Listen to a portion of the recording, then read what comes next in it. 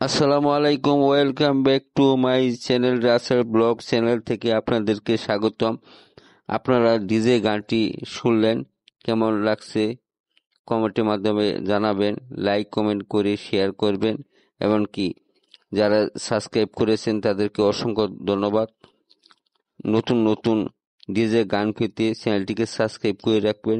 সবার আগে নোটিফিকেশন পেতে চ্যানেলটিকে সাবস্ক্রাইব করে রাখবেন।